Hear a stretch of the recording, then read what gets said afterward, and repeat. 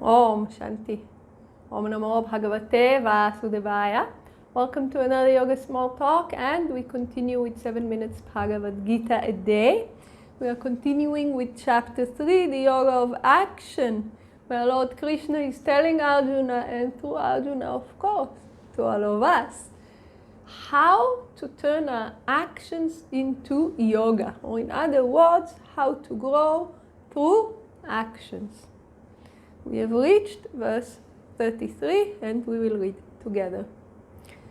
Even a wise man acts in accordance with his own nature. Beings will follow nature. What can restraint do? So Swami Shivananda first tells us, don't come to the conclusion that there is no scope for a personal exertion. This is not so. It should be read as this is your condition here, but you can transcend. So even people who already learned the scripture, who are already versed in the scriptures, they are still governed by nature. They are still tempted by the senses and the sense objects. They already know, but they are still in the realm of action, they are still practicing. So Swami Swarupananda explained it very nicely. He said that the wise person is someone who had an experience of the truth, but he is not established in it yet. He had a glimpse, he knows that it's there, but he did not realize, he's not living in the experience of the Supreme Self yet. So he's still engaged in the actions of the world while practicing. He's still within the pairs of opposites. He's still pulled by the senses, but there is some wisdom, so the practice is less and less and less pulled. So there is some practice of restraint.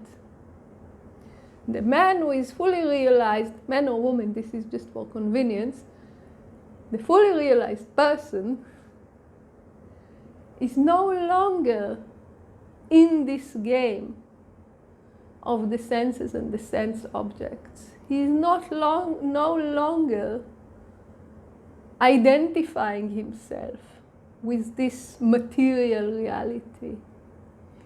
He transcended it.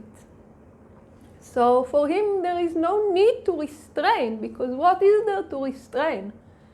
If I am living in the full realization that I am not the body, what is there to restrain? Nothing. I am not the body, so who is restraining what?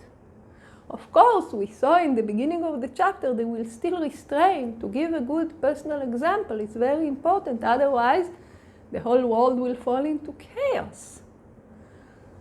But this is not our restraint. This is not the thought that I am restraining myself, because once I'm not the body, I'm not the mind. What is there to restrain? And as long as we didn't realize it, full restraint is not possible. We can, like it said before, hold all our body like steel and to try to freeze the mind forcefully, but the mind will run. So maybe the body is sitting like a rock, but the mind is running and running. And this is what Lord Krishna calls a hypocrite. You shouldn't be going there. If your mind is so active, put yourself to good use, but with discrimination, following the teachings of Karma Yoga. If your mind stops running, then you can do something else. And therefore, Lord Krishna is telling us, nature is very, very powerful. So don't try to hold it by force.